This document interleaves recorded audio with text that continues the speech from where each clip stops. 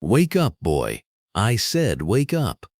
Officer Reid Holloway's knuckle cracked against the driver's window hard enough to leave a ring mark on the glass. His short-sleeved uniform dark, with sweat patches under the noon sun flooding the parking lot. Command Sergeant Major Dorian Nash surfaced from the first real sleep he'd had in 61 hours, blinking against the overhead blaze of midday light, and reached slowly for his military ID. Don't reach for anything. Holloway's gun cleared the holster before the words finished leaving his mouth. His partner, Craig Dunmore, already had the passenger door wrenched open. You got 2 seconds to explain why you're not in a shelter where you belong. Dorian's hands went up, voice level, combat steady. I am a United States Army Command Sergeant Major. I have federal identification in my left breast pocket, and I am asking you to please slow down. Holloway answered by snatching Dorian's phone off the center console and dropping it face down onto the asphalt, then pressing his boot heel through the screen with a sound like a cracking bone. Bystanders stopped walking. A teenager across the lot raised her phone, and somewhere inside the Pentagon, a general's assistant was already composing a Priority 1 welfare check for a classified special operations asset who had gone dark 14 minutes ago. Welcome to Frost Folktales. This is where we tell the stories of those who were underestimated, dismissed, and targeted, yet chose courage over silence. If these stories move you, subscribe and be part of a community that refuses to let them fade into the background. Rewind 18 minutes. Rewind further than that. Rewind 61 days. To a classified location in a country whose name will not appear in this story, where Command Sergeant Major Dorian Nash led a 7-man special operations element through a mission briefed as 72 hours and stretched into 9 weeks because that is what classified missions do. They expand like water, finding every crack in a wall. The details of what Dorian Nash did on that deployment are sealed behind classifications that most people in this story do not have the clearance to read. What is not sealed is the cost. 3 men came back with permanent hearing damage from a detonation that Dorian Nash pulled 2 of them away from before the pressure wave arrived. 1 man came back missing a leg below the knee, and the last thing he said to Dorian Nash before the medical transport lifted was, "You kept your head, Sergeant Major."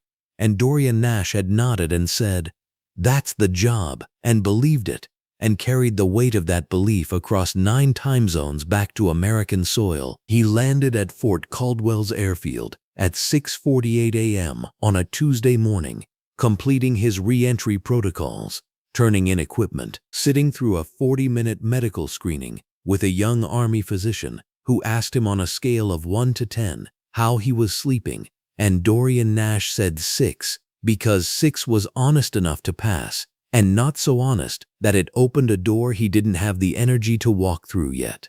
He signed the last of his paperwork at 10:30 a.m. and walked to his silver Honda Pilot in the long-term lot and sat behind the wheel for a moment before starting the engine. His apartment was 40 minutes away.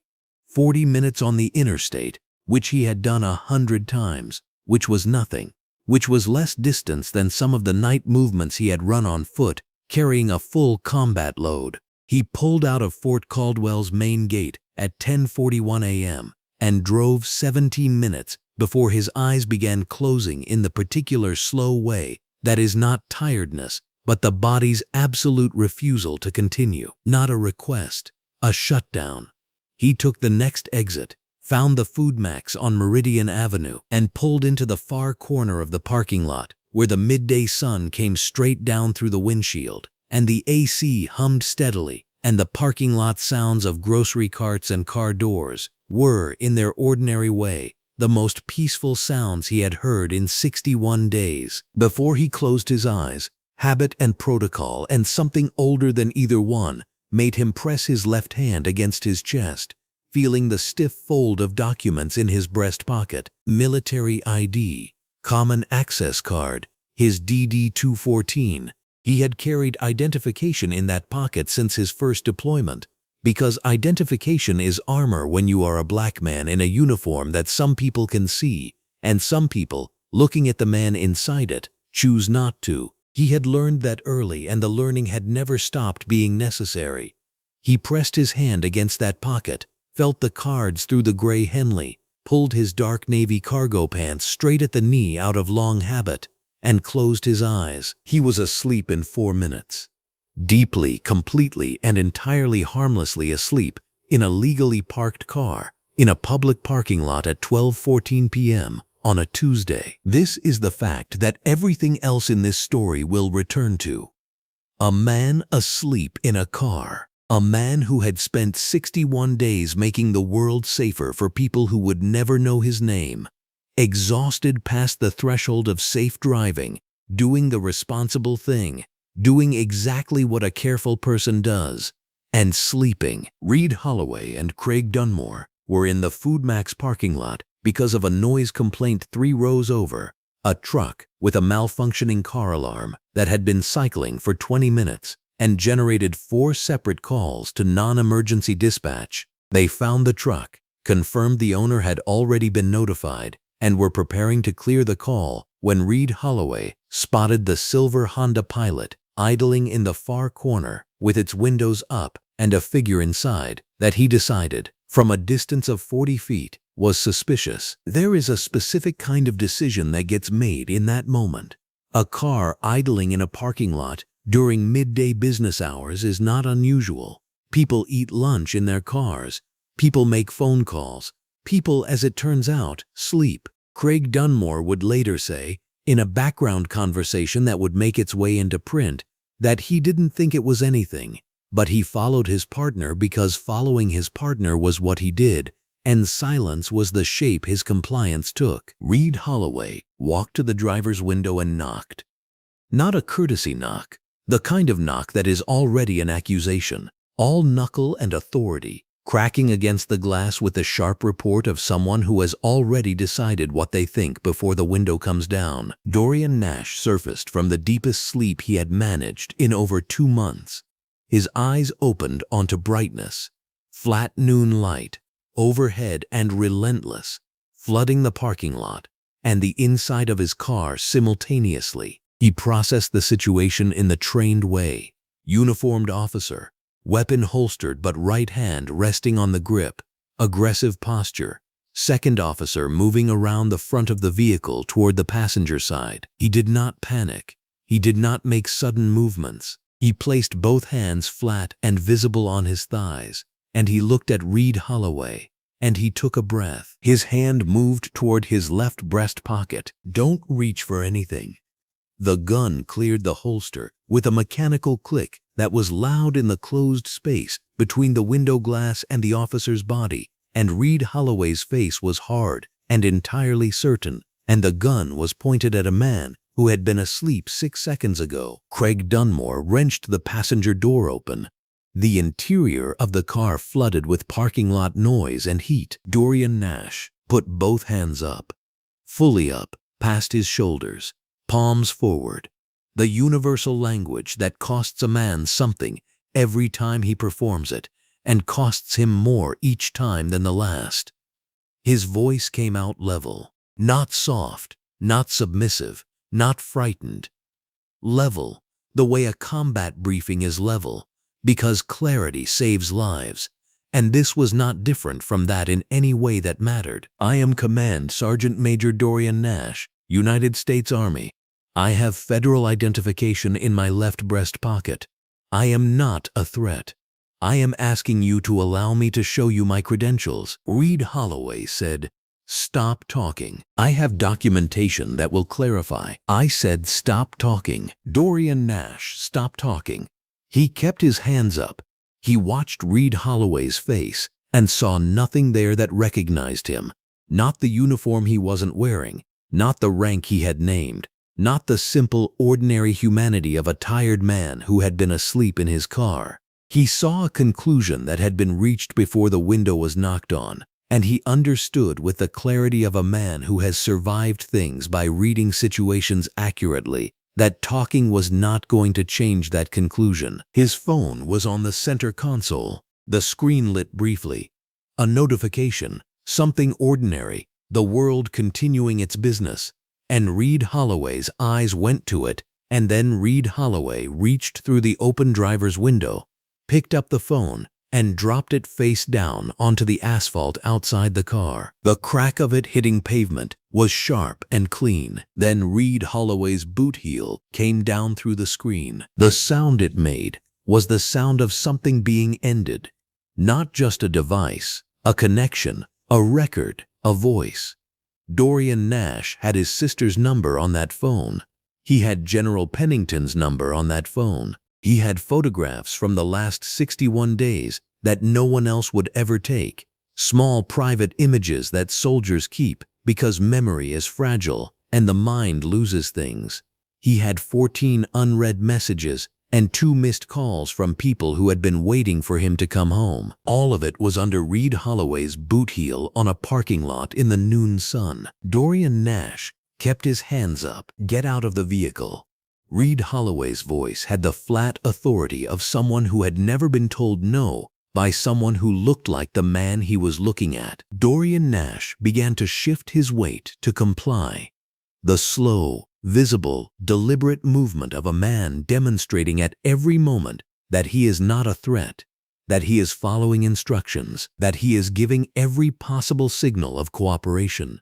And Reid Holloway grabbed him by the collar of his gray Henley and hauled him sideways and out of the car, and Dorian Nash's knees and palms hit the asphalt with the full combined force of gravity and another man's aggression. The pavement was hot, the kind of hot that a noon sun in midsummer builds over 6 hours, stored in asphalt and released against anything that touches it. Dorian Nash felt it immediately against his palms, his knees, the side of his face.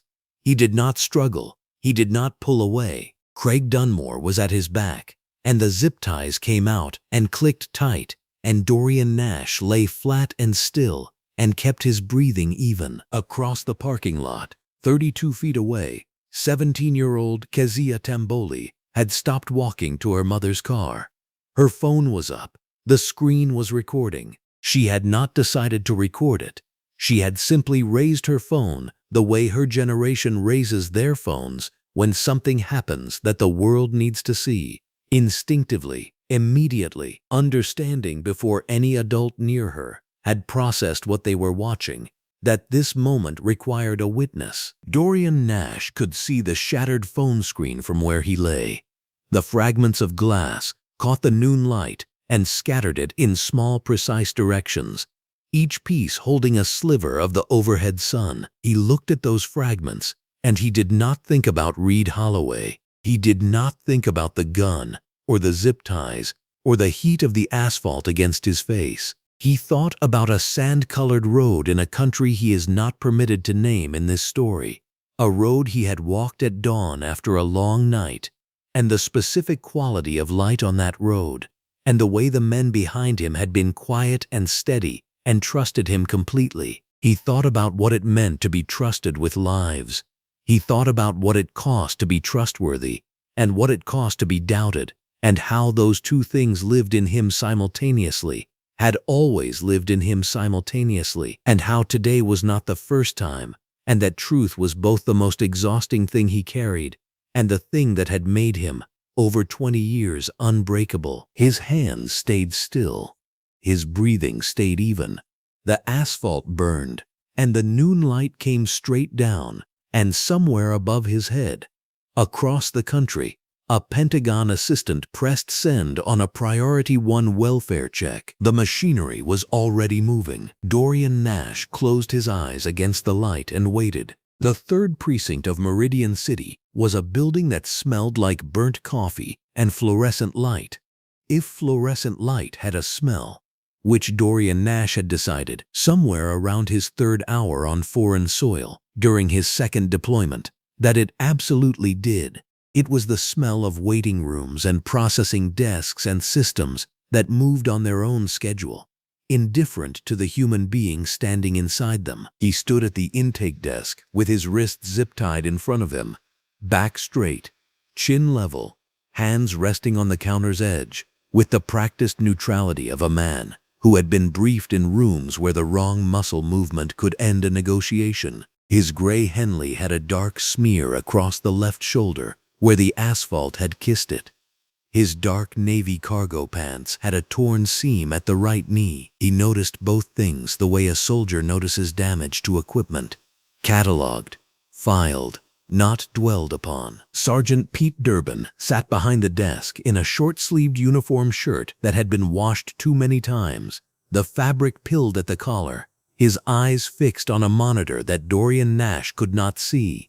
Durbin was perhaps 45, with the particular brand of institutional tiredness that was not laziness but accumulation, too many identical days stacked on top of one another until a person stopped seeing the individual moments inside them. On the counter between them sat a clear plastic bag. Inside it, a brown leather wallet, a silver watch with a cracked crystal, a challenge coin, heavy brass, embossed on one side with an eagle and a set of coordinates Dorian Nash had memorized before he was allowed to touch it, given to him by a general whose name he would not say in a place like this. A common access card, a military ID, and a DD-214 folded into thirds, the paper soft at the crease from being carried close to a body for 61 consecutive days. Pete Durbin entered each item into his screen by category.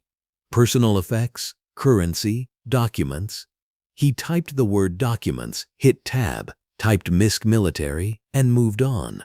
He did not open the folded paper. He did not hold the ID card up to the light. He did not read the rank printed in block letters across the top of the common access card. Dorian Nash watched him not read it. He said nothing. The holding cell was 20 feet by 12.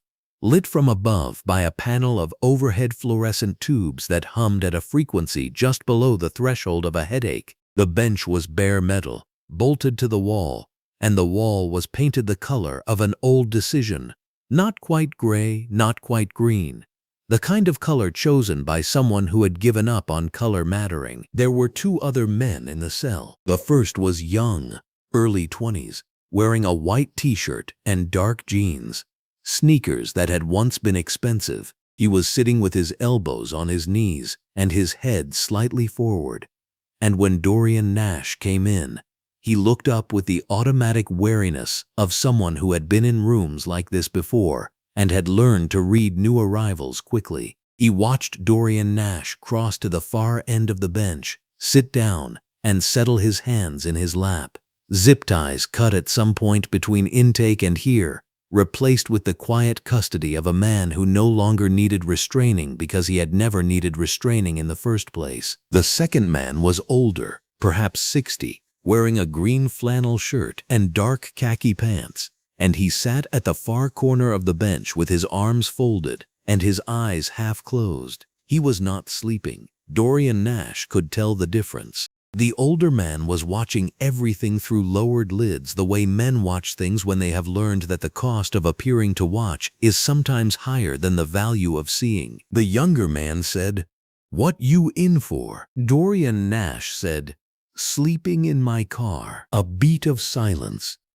Then the young man let out a breath that was not quite a laugh. "That's Meridian for you. What's your name?" Dorian Nash asked. "Khalil." Dorian. Khalil looked at him for a moment, at the posture, at the way Dorian Nash's hands rested in his lap without fidgeting, at the way his eyes moved through the room with the systematic patience of someone doing a threat assessment out of habit rather than fear. Khalil said, "You military?" Dorian Nash said, "Yes." Khalil nodded slowly, the way young men nod when a piece of information lands and confirms something they already suspected. He did not ask more. The question had been asked and answered, and the answer apparently said enough. In the corner, the older man who had not yet spoken opened his eyes slightly further. He looked at Dorian Nash. He looked away. He closed his eyes again.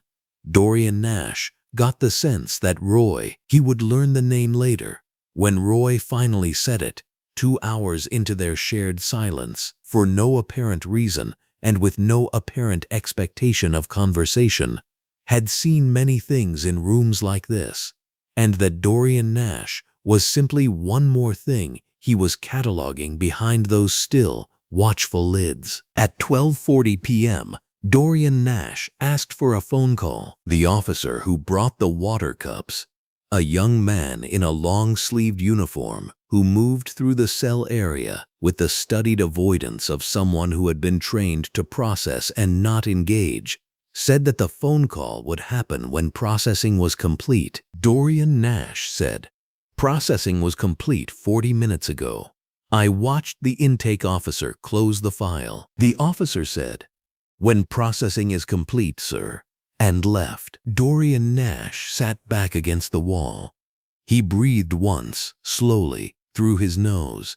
He placed his hands back in his lap, rested his eyes on the middle distance, and did not let the thing rising in his chest become anything that anyone in this room needed to see. Khalil watched him do it. He said quietly, "You've done this before." The waiting, Dorian Nash said, different kind of waiting. But yes, at 12:28 p.m., a server at Fort Caldwell's Secure Communications Hub registered a missed check-in flag against credential number NTX 7741D. The protocol was automated.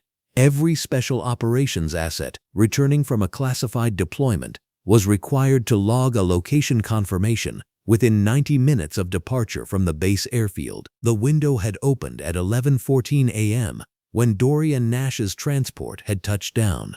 The window had closed 14 minutes ago. The flag was not an alarm. It was a notation, a single red data point in a system full of data points, the kind of thing that got reviewed on a rolling basis and cleared when the asset checked in with an update. Missed check-ins happened.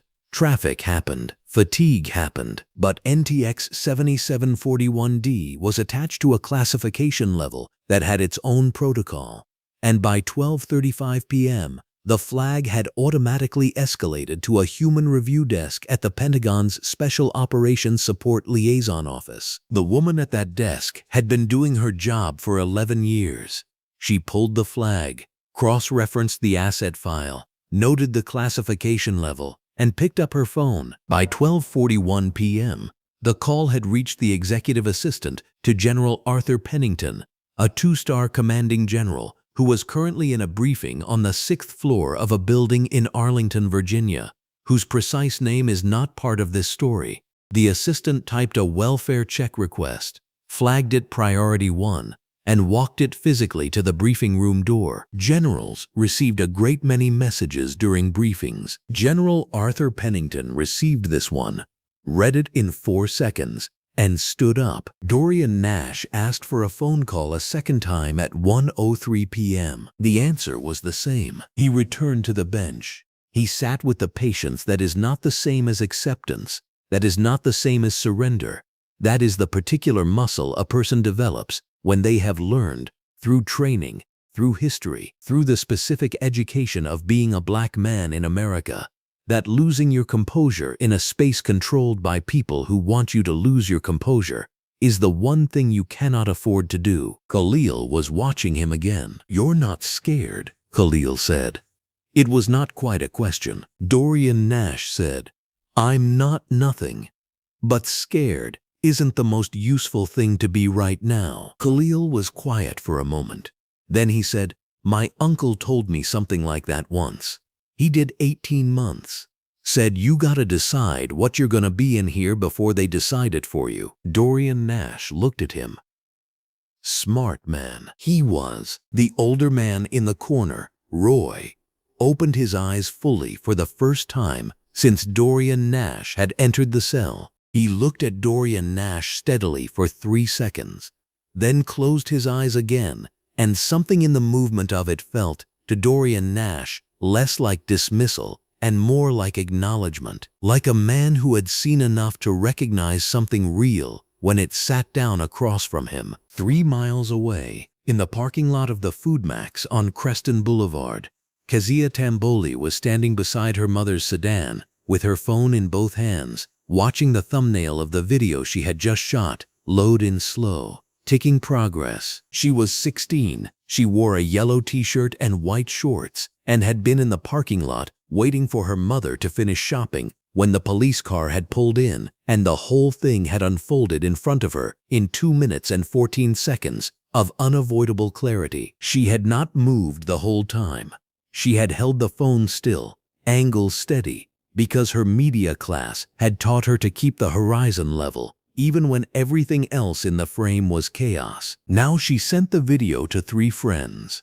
Then she opened the Meridian City Community Watch Facebook group, 14,000 members, mostly people complaining about street lighting and noise ordinances, and posted the video there with one line of text. This happened at Food Max on Creston today. The man's hands were up the whole time. She put her phone in her pocket. Her mother came out with 2 bags and a receipt. They drove home. Kezia did not tell her mother what she had done yet, because she was 16 and still believed some things were best done before asking for permission. The post already had 7 shares. At 2:14 p.m. in a classroom in Meridian City's Eastbrook High School, Simone Nash was sitting at her desk during her prep period, eating a sandwich and grading a set of lab reports on cellular respiration. She was wearing a blue denim jacket and dark brown corduroy pants, and there was a small ink mark on her left thumb that she had been meaning to wash off since 8th period yesterday. She picked up her phone and called her brother. It rang 4 times and went to voicemail. She assumed the voicemail was full again. It was always full. Dorian never cleared it, and sent a text instead. Just checking you made it home okay. Call me when you're up. She did not know that 3 miles from her school, her brother's phone was sitting in a clear plastic evidence bag on a shelf behind Pete Durbin's desk. Face shattered into a pattern that caught the fluorescent overhead light in small, fractured pieces. She did not know that the phone rang when her call came through. She did not know that no one in the room looked at it. At 1:17 p.m., Pete Durbin's desk phone rang. He reached for it without looking away from his screen. The practiced motion of a man who had answered this phone 10,000 times and expected it to be the same 10,000, and first thing it had always been. He said, "3rd Precinct, Durbin." A pause, then a voice, measured, precise, unhurried in the particular way of someone who had never once needed volume to command a room, said, "This is Colonel Nadia Okonkwo, Pentagon Special Operations Liaison Office. I am conducting a Priority 1 welfare check on a classified asset. I need to know if your precinct has had any contact with or has any information about a Command Sergeant Major Dorian Nash." Pete Durbin's hand went still on the mouse. He looked at the screen. He looked at the clear plastic bag on the shelf behind him. He looked at the word he had typed in the documents field, MISC Military. He picked up the phone with both hands for the first time in 4 years on this job and said, Can you hold 1 moment, ma'am?" and put her on hold before she could answer. He stared at the hold button for 2 seconds. Then he picked the phone back up, pressed the transfer button, and dialed Deputy Chief Raymond Foster's extension with the particular speed of a man who had just understood, with cold and absolute clarity, exactly what was sitting in a bag on his shelf. The caller ID on Foster's phone read, in clean block capitals, U.S. Department of Defense. The clock on the wall above Pete Durbin's desk read 1:17 p.m. In the holding cell 20 feet down the hall, Dorian Nash sat with his hands in his lap, his back straight, his eyes forward, waiting with the patience that had kept him alive in places this room could not imagine. He did not know that the machinery had already begun to move, but it had, and it was moving fast. The holding cell at Meridian City's 3rd Precinct was lit by overhead fluorescent panels that buzzed at a frequency just below consciousness, the kind of sound you only noticed when everything else went quiet. The walls were painted the particular institutional beige that no one ever chose deliberately, the color of a decision made by committee and approved without enthusiasm.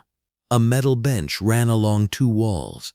A drain sat in the center of the floor. The light was flat and total and had no opinion about who sat beneath it. Dorian Nash sat with his back straight and his hands resting open on his knees, palms up, a habit so old He no longer registered it as deliberate. The scrapes on both palms had dried to thin rust-colored lines where the parking lot asphalt had introduced itself to his skin at speed. His gray Henley had a tear at the left elbow from the same introduction. His dark navy cargo pants were intact. He had inventoried himself twice already, the same way he inventoried his kit before a mission. Not from anxiety, but because knowing the exact state of your resources was the beginning of every plan. The young man 2 feet to his left had been watching him for 11 minutes. His name was Khalil, 22 years old, jawline still carrying the last of adolescence, eyes that had developed a particular watchfulness that young black men in certain cities either grew or didn't. He was wearing a red graphic tee and black joggers, and he had been arrested on a parking dispute that he had explained twice to no one who was listening. He had a way of holding his body that said he had been in this room before, not because he belonged in it, but because the room had decided to collect him anyway. The older man on the opposite bench was named Roy. He had offered that information and nothing else. He watched the drain in the center of the floor with the patience of a man who understood that floors did not move, and that this was more than could be said for most things. Khalil had been building to a question for 11 minutes. Dorian Nash could feel it assembling itself the way he could feel a shift in wind direction, not through any single signal, but through the accumulated texture of a space. "What they get you for?" Khalil finally asked. His voice was calibrated low, the automatic volume adjustment of a person in an institutional space. Dorian Nash looked at him. Not through him, not past him, at him, with the full attention of a man who had learned that people deserved to be actually seen when they spoke to you. "Nothing," Dorian Nash said. The word sat in the fluorescent air between them. Khalil nodded slowly, the nod of a man who had received this answer before and understood its full meaning, understood that it was not a deflection, but a precise and accurate statement of fact. He leaned back against the beige wall.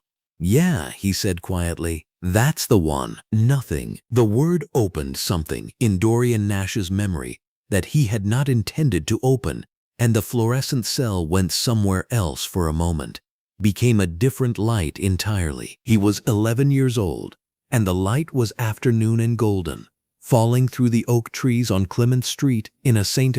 Louis neighborhood called Sherwood Hills, where his grandmother, Eunice Nash, had lived for 31 years in a red brick house with a porch where she kept 2 chairs and a ceramic cat she had named Gerald. Dorian was walking from Gerald and the porch to the corner store 4 blocks away for a bottle of ginger ale, because his grandmother said ginger ale fixed everything that required fixing, and she was nearly always right. The school resource officer's car, white, with the district logo on the door, pulled alongside him before he reached the end of the block. The officer's name was not relevant to Dorian Nash then, and was not relevant now. What was relevant was the question the officer asked through the window, which was, "Do you live around here?" Dorian Nash had said, "My grandmother does." The officer had gotten out of the car. He had been asked where his grandmother lived, what her name was, how long she had been there. He had been asked where he had come from and where he was going. He had been asked if he had any reason to be in this neighborhood. Dorian Nash had answered every question with the careful precision of a child who had been taught by his grandmother that there were situations in which the way you held your words mattered as much as the words themselves. He had answered every question, and the officer had written something on a notepad and eventually driven away. And Dorian Nash had walked to the corner store and bought the ginger ale and walked back to the red brick house on Clement Street and said nothing to his grandmother about it, because he already understood, at 11, that telling her would only transfer the weight, not reduce it. He was 19 and the light was fluorescent and institutional, not unlike the light in this cell, falling from the drop ceiling of a university library study room at Braden College in Ohio, where Dorian Nash was in his sophomore year on a partial ROTC scholarship. He had a macroeconomics textbook open and a yellow legal pad covered in his own tight, precise handwriting, and he was the only person in study room C who had been there for more than an hour, and he was the only black man in the building's second floor, and someone, he never learned who, and the not knowing had its own particular weight, had called the campus security desk and reported a suspicious individual with a backpack who had been sitting in a study room for an extended period. The two security officers who entered study room C did not look at the textbook. They did not look at the legal pad. They looked at Dorian Nash and they asked him for his student ID, and he provided it, and they examined it longer than an ID-required examination. And one of them said, "We've had a report," and Dorian Nash said, "I'm studying." And the officer said, "We'll need you to come with us to verify." And Dorian Nash looked at the macroeconomics textbook and the legal pad and the study room that he had reserved through the library's online system at 8:47 that morning, and he closed the textbook with the same controlled quiet that would one day make him an exceptional soldier, and he went with them, and he verified, and he returned to study room C and finished his notes and received a B+ on the exam, and never once reported the incident because he already knew at 19 the particular mathematics of those reports. He was 24, and the light was the pale morning light of Fort Caldwell, Kansas, and he was in his first week of his first posting after completing advanced individual training with marks that had prompted his commanding sergeant to use the word exceptional twice in one conversation, which was not a word that Sergeant used carelessly. He was driving a 2009 Ford Escort he had bought from a fellow trainee for $3,600, and he was wearing his Class B uniform, olive green shirt, dark trousers, the creases his grandmother had taught him to press, and he was pulled over on Route 14, which was the main road between the base's south gate and the town of Caldwell proper. The officer said, "Do you know why I stopped you?" Dorian Nash said, "No, sir." The officer said, "Tail light." Dorian Nash checked the tail light the next morning. It was fully functional. He was pulled over 3 more times that month. Different roads, different officers, different explanations, same car, same uniform, same man, same outcome. After the 4th stop, a fellow soldier named Marcus Webb, who had been at Fort Caldwell for 2 years, found Dorian Nash in the mess hall and sat across from him and said, without preamble, "You gotta understand something about this town." Dorian Nash had looked at Marcus Webb and understood that Marcus Webb was not offering a solution. He was offering a map of a terrain that did not change, only became more familiar. Dorian Nash had folded that map and kept it. He still had it. Back in the fluorescent present of the holding cell, Dorian Nash returned to his hands on his knees. Khalil was looking at his phone, which had not been confiscated because Khalil's arrest was a parking dispute, and parking disputes had a different administrative temperature than the arrest of a man in a parking lot with military credentials. Roy was still watching the drain. Dorian Nash breathed in, breathed out. 40 feet away and 2 floors up, Reid Holloway was sitting at a precinct workstation under the same fluorescent panels, typing his incident report with the 2-fingered method he had never bothered to correct. He was wearing his short-sleeve uniform shirt, badge centered, collar straight, the uniform of a man who moved through the world certain of his position in it. The incident report described the subject as appearing disoriented and agitated. It described the approach as standard welfare check protocol. It described the subject's failure to comply with verbal commands. It used the phrase physical compliance necessary twice. It did not mention the phone being stepped on, because Reid Holloway had filed the phone under evidence rather than under conduct.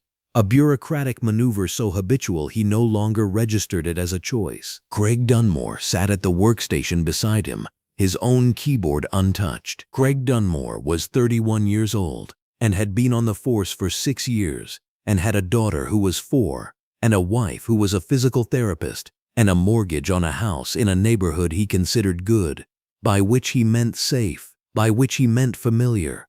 He was not a cruel man. He had never initiated anything. In 6 years he had filed exactly 0 complaints against a fellow officer and had received 0 complaints himself. And this was the record of a man who understood that there was a version of this job you could do by staying inside the lines, and the lines were drawn by other people. And Craig Dunmore had decided, at some point so early he could no longer locate the decision, that the lines were not his problem. He stared at his keyboard now and did not type. He had watched the phone get stepped on. He had watched the zip ties go on wrists that were raised. He had watched the asphalt receive a man who had not resisted, not cursed, not done anything other than exist in a parking lot on a Tuesday afternoon and speak with a composure that he now recognized made Reid Holloway angrier rather than calmer, because composure in that direction was not something Reid Holloway's training had prepared him to interpret as anything other than defiance. Craig Dunmore opened a new incident report form on his screen. He put his fingers on the keys. He stared at the empty form for 45 seconds. He closed it.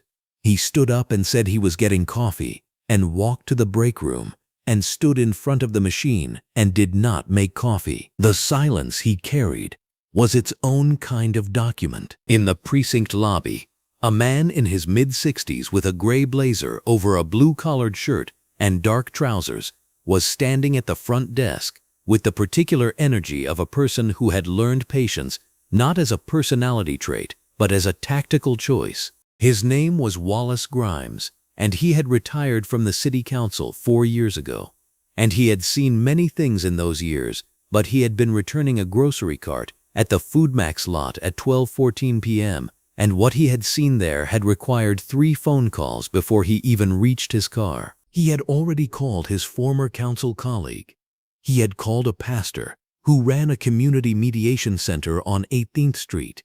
He had called a woman who ran the neighborhood association in the 3rd Precinct's district. Now he was here, speaking to a desk officer named Sims, with the measured clarity of a man who had conducted more public meetings than Sims had attended, saying, "I witnessed this arrest. I want to speak to a supervisor. I will wait as long as necessary." Officer Sims told him someone would be with him shortly. Wallace Grimes said, "I know. I'll be right here." He sat in the plastic chair beside the front desk and placed his hands on his knees, and he looked at the fluorescent lobby ceiling, and he waited. Across the city, in a conference room on the 4th floor of Meridian City Hall where the overhead lights were recessed and warm, and the skylight above the central table was letting in the full weight of the early afternoon sun, Chief Bernard Calloway's phone buzzed against the polished table. He was in a budget meeting, and he did not look at it immediately because Bernard Calloway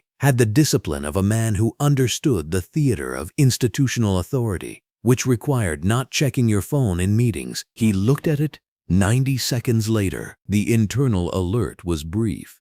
It referenced an intake. It referenced pending inquiries. It used the phrase federal interest in a way that had no specificity yet, and therefore had every specificity at once. Bernard Calloway looked at the budget figures on the screen at the far end of the room and did not see them. In the cell, Dorian Nash closed his eyes. He was not sleeping. He had not slept since the parking lot, and he would not sleep in this room because sleep was not available to him in any room where the geometry of the situation had not been established as safe, and this room's geometry was still being established. He began instead at the beginning. "I am an American, fighting in the forces which guard my country and our way of life." The words moved through him without effort, occupying the same mental space that controlled breathing occupied. Automatic and deliberate at once. "I am prepared to give my life in their defense." He had first memorized the code of conduct at 22, and the memorization had been formal, required, assessed. But somewhere in the years between 22 and 34, the words had undergone a transformation that no instructor had prepared him for. They had become less a declaration of military duty and more a portable architecture, a structure he could stand inside when the external structures failed him. If I am captured, I will continue to resist by all means available. He was in a holding cell in a city in the country he had served. He had scrapes on his hands from a parking lot. His military credentials were in an evidence bag because no one had read them. I will make every effort to escape and to aid others to escape. He did not mean escape physically. He meant the other kind, the one that required staying exactly where you were, completely intact, until the situation resolved itself around your refusal to become less than what you were. I will accept neither parole nor special favors from the enemy. Khalil, beside him, had quietly fallen asleep against the wall, his head tipped back, breathing even. Roy watched the drain. Dorian Nash ran the words. The fluorescent light had no opinion. The Pentagon does not panic. That is the first thing you need to understand about what happened at 1:17 p.m. on a Tuesday afternoon in Meridian City. The Pentagon does not panic. It does not plead, and it does not ask twice. When the United States Department of Defense decides that something requires immediate attention, it moves with the quiet, hydraulic certainty of a machine that has never once needed to raise its voice to be obeyed. What descended on the 3rd Precinct that afternoon was not a storm. It was a pressure system, and Sergeant Pete Durbin felt it the moment he picked up the phone. Pete Durbin had worked the intake desk at the 3rd Precinct for 11 years. He had taken calls from angry parents, from city council assistants, from insurance adjusters and public defenders, and, once, from a sitting state senator who had very strong feelings about a parking ticket. He had developed, over those 11 years, a particular immunity to urgency. People always thought their situation was the most important situation. Pete Durbin had learned not to agree. He answered the call at 1:17 p.m. the same way he answered every call. 3rd Precinct. Durbin speaking. The voice on the other end was a woman's voice, and it was calm in the way that certain very deep rivers are calm. Not because nothing is moving beneath the surface, but because whatever is moving has no need to announce itself. She said, "This is Colonel Nadia Okonkwo, Pentagon Liaison Office, Defense Intelligence Directorate. I am conducting a Priority 1 welfare check on a classified special operations asset. I need to know whether your precinct has had any contact with or detained any individual matching the following description in the past 2 hours." Pete Durbin straightened in his chair. He did not do this consciously. His spine simply made the decision without consulting him. She said the name. Command Sergeant Major Dorian Nash. Pete Durbin looked at his intake log.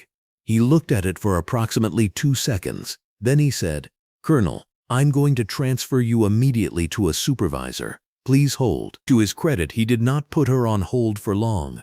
He transferred the call upward before his hand had fully left the receiver, and he did it with the particular speed of a man who has suddenly and clearly understood that the ground beneath his desk is not as solid as it was 60 seconds ago. The call moved through the precinct's internal hierarchy, the way electricity moves through copper. Fast, purposeful, and incapable of stopping.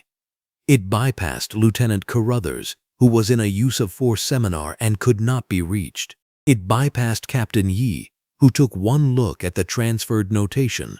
Pentagon, Pi or Iod I welfare check, special op asset, and immediately kicked it further up the chain. By 1:23 p.m., 6 minutes after Colonel Okonkwo first dialed, the call landed on the desk of Deputy Chief Raymond Foster. Raymond Foster was 54 years old, 28 years on the force, and he had the particular stillness of a man who had seen enough in his career to know when something was irreversible. He picked up the phone. He listened. He did not interrupt Colonel Okonkwo once. When she finished, he said, "Colonel, I'm pulling our intake records right now. Give me 3 minutes." He pulled the intake log on his desktop terminal. He scrolled to 12:41 p.m. He found the name. He found the booking number. He clicked through to the evidence inventory attached to the processing record. and he read the list of personal effects that had been logged, bagged, and shelved without examination. 1 black leather wallet, 1 analog wristwatch, black band, 1 military common access card, 1 Department of Defense identification card bearing the name and rank of Command Sergeant Major Dorian Nash, 1 folded document identified in the log simply as papers, 1 challenge coin, gold and dark blue, with an insignia the intake officer had not recognized and had not thought to look up. Raymond Foster went very still. Not the stillness of confusion, the stillness of a man who has just understood, with perfect and unwelcome clarity, exactly how large a problem is sitting inside his building. He picked up his desk phone. He called Bernard Calloway's personal cell. When the chief answered, mid-sentence in a City Hall budget meeting, Raymond Foster said 4 words: "You need to leave." The flatness in his deputy's voice communicated everything that those 4 words did not say aloud, and Bernard Calloway excused himself from the meeting without finishing his sentence. 3 miles away, in a corner booth of a coffee shop on Hadley Street, a journalist named Tara Kim was on her 2nd cup of coffee and watching a 2-minute and 14-second video on her laptop for the 4th time in a row. The video was shaky for the first 8 seconds. Whoever had filmed it was moving, adjusting, finding a stable position, and then it locked, and the overhead noon light of the Foodmax parking lot flooded the frame with the flat, unforgiving clarity of a courtroom exhibit. Tara Kim had been covering Meridian City for 6 years. She had written about police accountability 4 times. Twice, her editors had softened her conclusions. Once, a story had been killed entirely. She had learned, in those 6 years, to recognize the difference between a story that would make noise for a news cycle and a story that would not go away. She watched Dorian Nash's hands, raised and open, for the entirety of the 2 minutes and 14 seconds. She watched the phone placement, deliberate, careful, placed on the console like an offering before the hammer came down on it. She watched the zip ties. She watched the asphalt. She opened a new email. She typed her editor's name in the address line. She typed the subject: "We need to talk about this video right now." She attached the link, hit send, and then immediately called instead of waiting for a reply, because some stories do not wait. The video had been shared 340 times by 1:15 p.m. By 1:30, it was approaching 500. The local Facebook group where Kezia Tamboli had first posted it, a community page called Meridian City Neighbors, had originally been created to share garage sale announcements and lost pet alerts. Its moderators were, at that moment, watching the notification counter climb and doing absolutely nothing to stop it, because some things are larger than moderation policies. Inside the 3rd precinct, in a holding cell on the building's north side, the afternoon light came through a narrow window set high in the wall, casting a clean white rectangle across the painted cinder block floor. The cell held 3 men. Khalil sat near the door. The older man named Roy sat in the corner, watching, as he had been watching for 2 hours. Dorian Nash sat on the metal bench along the far wall, back straight, feet flat on the floor, eyes closed. He was not sleeping. Khalil had figured that out an hour ago. The man breathed too evenly, held too still, occupied the silence with a deliberate precision that had nothing to do with rest. He was somewhere else in his mind. Not gone, not checked out, but stored somewhere safe while he waited. Khalil had asked him earlier, quietly, what branch? Dorian Nash had said Army, without opening his eyes. Khalil had nodded and left him alone after that, because the answer carried a weight that made the question feel small. Dorian Nash was at that moment reciting, not aloud.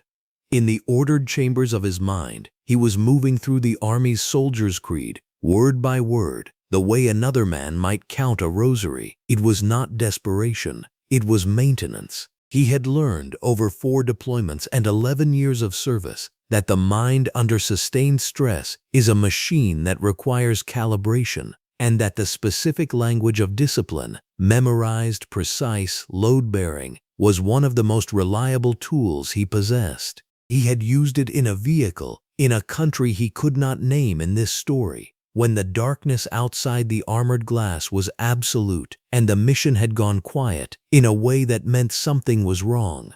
He used it now, in a fluorescent cell in his own city, because the principle was the same. Stay calibrated.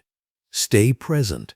Wait for the machinery to complete its cycle. The door opened at 1:31 p.m. It was not Reid Holloway. The officer who opened the door was a younger man, someone Dorian Nash had not seen before, wearing a short-sleeved uniform shirt and carrying himself with the particular discomfort of someone who has been assigned an errand he does not fully understand but has been told is important. He looked at Dorian Nash and said his name with a formal precision that had been entirely absent from every interaction Dorian Nash had experienced in this building for the past 50 minutes. Dorian Nash opened his eyes. He did not stand immediately. He looked at the officer for one measured moment, and the officer, to his credit, did not look away. Then Dorian Nash stood. He straightened to his full height, squared his shoulders, and the change in the room was immediate and physical, not aggressive, not performed, simply a man returning to his correct dimensions after a long time being required to make himself smaller. Khalil watched this from across the cell and said nothing, but his jaw tightened briefly because he recognized what he was seeing. Dorian Nash said, "I'd like my phone call now." The officer said, "Sir, the deputy chief would like to speak with you personally. If you'll come with me." Dorian Nash said, "I'd like my phone call first." The officer hesitated. Not long, 2 seconds, perhaps 3, but the hesitation was there, and it was significant because it meant the officer was calculating whether he had the authority to deny the request given whatever had just changed on the floors above them. The calculation resolved quickly. The officer stepped aside and said, "Yes, sir. Right this way." They walked him to a room off the main processing corridor. Not the holding area, not an interview room, but a small administrative space with a desk, a chair, and a landline phone sitting in the overhead fluorescent light, like an ordinary object that was about to be used for something extraordinary. The officer told him he could use the phone. Then the officer stepped back, but did not leave the room, because he had not been told to leave the room. And Dorian Nash noticed this, but said nothing about it. He picked up the receiver. He did not ask for a phone book. He did not ask an operator for assistance. He dialed 11 digits from memory, digits he had memorized 4 years ago, after a situation in a desert location that had taught him with perfect and lasting clarity that there are moments when the difference between 30 seconds and 3 minutes is everything. The number rang once. General Arthur Pennington answered on the first ring. Dorian Nash said, "Sir, this is Nash. I'm at the Meridian City 3rd Precinct, 4400 Garfield Boulevard." The officer standing in the corner of the room heard the name Nash and went very still.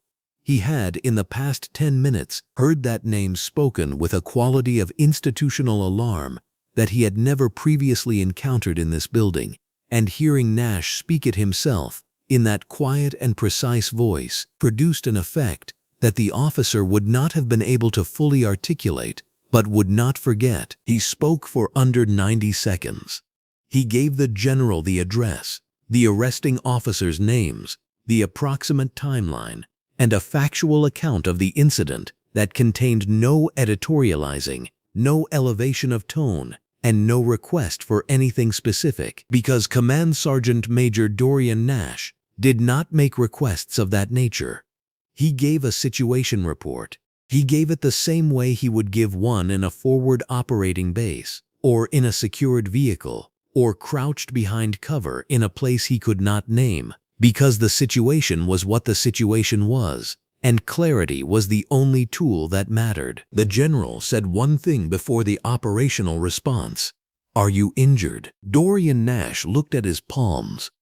The scrapes from the asphalt were dried now, shallow, already beginning to close the way a body insists on doing regardless of whether the circumstances that caused the damage have been resolved. He said, "Scrapes on my palms and knees from the pavement, nothing requiring treatment." The general said, "Don't sign anything.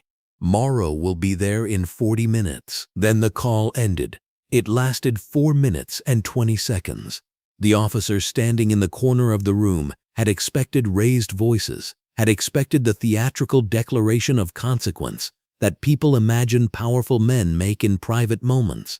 He had not expected the quiet. He would think about that quiet for a long time afterward, the way it occupied the room after Dorian Nash set the receiver down, the way it felt less like an absence of sound and more like the specific, pressurized silence that exists in the moment before something very large begins to move. Dorian Nash set the phone down on the desk. He turned to face the officer.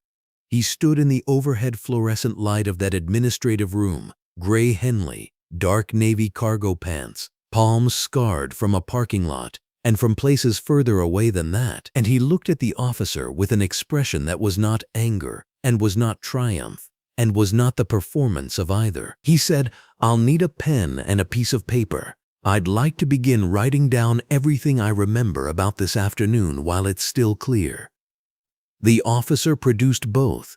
Dorian Nash sat down at the desk and began to write, and the machinery of consequence, already moving above his head and across the country, continued its rotation toward this building and everything inside it. He had not been rescued. He had not waited to be rescued. He had made one phone call from memory, given one factual report, and set down a receiver. The rest would follow. He knew it would follow because he had spent 11 years learning exactly how far the weight of prepared authority could travel when it was finally aimed in the right direction. He wrote in a clear, even hand. The fluorescent light was bright overhead. Outside the narrow window set high in the wall, the afternoon sun of Meridian City continued without interruption, indifferent and illuminating, the way it had been at noon in a grocery store parking lot when everything that was coming had already, quietly, begun. The phone sat in Dorian Nash's hand like something borrowed. A desk phone, gray plastic, the kind that had been sitting on government-issue furniture since before half the officers in this building had entered the academy. The receiver was cool against his palm, which was the first comfortable sensation he had felt in hours. The fluorescent lights overhead hummed at their steady institutional frequency, throwing flat white light across the small room they had placed him in.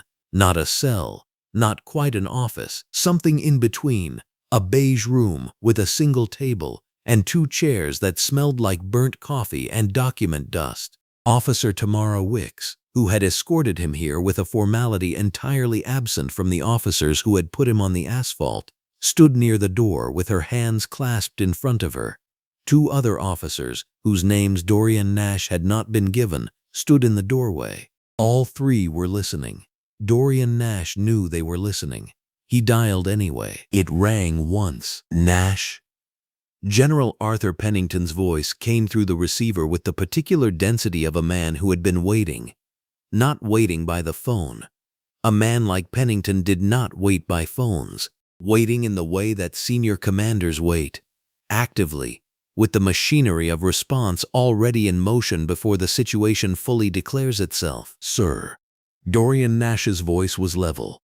"3rd Precinct, Meridian City Police Department. Address is 140 Garfield Avenue. Arresting officers are Reid, Holloway, and Craig Dunmore. I was detained at approximately 12:14 p.m. in the parking lot of a Foodmax on Crescent Boulevard. I was asleep in my vehicle following transit from Fort Caldwell. Officers approached, escalated without cause, destroyed my phone before I could place or receive a call, and brought me in zip-tied. My documents were logged into evidence without examination. I have been here approximately 2 hours." A pause that lasted exactly 2 seconds. "Are you injured?" "Scrapes on my palms and knees from the asphalt." Nothing requiring treatment. Don't sign anything. The general's voice did not change in pitch or volume. It was the same voice he used to brief casualty reports and commendation ceremonies and everything in between.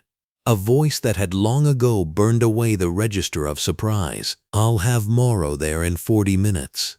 You hold." "Yes, sir." "Nash." "Sir." "Good work on the report." The line went dead. Dorian Nash set the receiver back in its cradle with the same care he used for everything, the same deliberate placement he gave to his rifle, his gear, his men. He did not look at the officers in the doorway immediately. He took one breath, let it settle through his chest, and then he looked up. Officer Wicks had a careful expression. The two officers in the doorway had expressions that were harder to categorize, something between deflation and confusion, the look of men who had expected a detonation and received a weather report instead. One of them shifted his weight. The other looked at the floor. Dorian Nash understood this. He had seen it before, not in this room, but in rooms like it. Rooms where people had wanted him to perform rage or desperation or grief because those performances would have made him legible in a way they were comfortable with. A shouting man could be dismissed. A crying man could be pitied and forgotten. A man who gave a 90-second situation report to a general and then placed the receiver down without a tremor in his hand. That man sat in the room with them like a question they did not know how to ask. He folded his hands on the table and waited. The quiet, as it turned out, was worse. Even Dorian Nash knew that. 3 floors above the holding level, in a corner office whose window faced Meridian City's downtown skyline in the full glare of the early afternoon sun, Chief Bernard Calloway was watching a 2-minute and 14-second video for the 4th time. The footage was phone quality, but daylight sharp. Flat noon sun with no shadows to hide in. The parking lot's white line markings visible beneath Dorian Nash's silver Honda Pilot. Bernard Calloway had watched it the first time quickly, the second time slowly, and the third time with Reid Holloway's incident report open beside his laptop. The 4th time, he watched it without any documents at all, just the video, just what was actually there. Dorian Nash's hands were up. From the moment the driver's door opened, they were up, and they stayed up, and the narration Bernard Calloway ran in his own head, the one Reid Holloway had supplied him, did not survive contact with what he was looking at. The phone, placed deliberately on the console. The passenger door wrenched open by Craig Dunmore, while Reid Holloway already had his weapon drawn. The zip ties, the asphalt, a man in a gray Henley and dark navy cargo pants, face down on a parking lot in the middle of a Tuesday afternoon, his hands bound behind him, while grocery shoppers stood frozen with their carts, and a teenager held her phone steady with the calm focus of someone who understood that what she was seeing mattered. Bernard Calloway closed the laptop. He was a large man, wide through the shoulders, with a face that had been trained over 30 years into an expression of measured authority. He wore a white dress shirt and dark charcoal trousers today, his badge on his belt, his office arranged with the particular intentionality of a man who understood the power of visible symbols, commendations on the wall, a framed photo with the mayor, 3 years of department anniversary plaques in a precise row. He pressed the intercom on his desk. "Get me Holloway and Dunmore, now." They came in 4 minutes. Reid Holloway, in his long-sleeved uniform, badge straight, chin level, the posture of a man who had already composed his version of events and was prepared to deliver it. Craig Dunmore 1 step behind him, in his short-sleeved uniform, and Bernard Calloway noticed, not for the first time, that Craig Dunmore always entered a room 1 step behind Reid Holloway, always, as if proximity to certainty was its own form of cover. "Walk me through it," Bernard Calloway said. Reid Holloway walked him through it. The vehicle idling, the subject unresponsive to initial contact, the window engagement, the subject appearing disoriented and agitated, the failure to clearly identify himself, the perceived reach toward the center console, the necessary escalation. His voice carried the particular texture of a man giving testimony he believed, not the rehearsed smoothness of a lie, but the blunt forward pressure of conviction. Bernard Calloway listened to all of it. He watched Reid Holloway's face the entire time. That was when it happened. That was the moment Bernard Calloway would carry out of this room and into every room that came after it for the rest of his career. Reid Holloway was not lying. The man genuinely could not see the gap. He had watched the same parking lot, stood in the same noon light, encountered the same man, and what he had seen, what he continued to see, was a threat that required neutralization, not a soldier, not a decorated veteran on his first sleep in 61 hours, not a man with a common access card in his breast pocket and a general's phone number memorized in his head. A threat, a disoriented, agitated, non-compliant subject who needed to be controlled. Bernard Calloway had spent 22 years building a department, hiring cycles, training programs, use of force policy reviews, community liaison initiatives that he had presented at 4 consecutive city council sessions with charts and talking points and language borrowed from national best practice frameworks. He had done all of that. He was on record doing all of that. And Reid Holloway sat in front of him with absolutely no idea that any of it was supposed to change what he had done this morning, because it hadn't. Because none of it had actually changed the thing that needed changing, which was not policy language or training hour requirements, but the foundational assumption that Reid Holloway carried onto every call, into every parking lot, at every window of every car driven by a black man in Meridian City. Bernard Calloway had trained Reid Holloway. He had signed off on Reid Holloway's field evaluations. He had reviewed the 3 prior complaints, reviewed them, found them within departmental guidelines, filed them, moved on. He had built the instrument. He had sharpened it. He had handed it to Reid Holloway and Craig Dunmore and sent them out into the city. "That will be all," Bernard Calloway said. His own voice surprised him.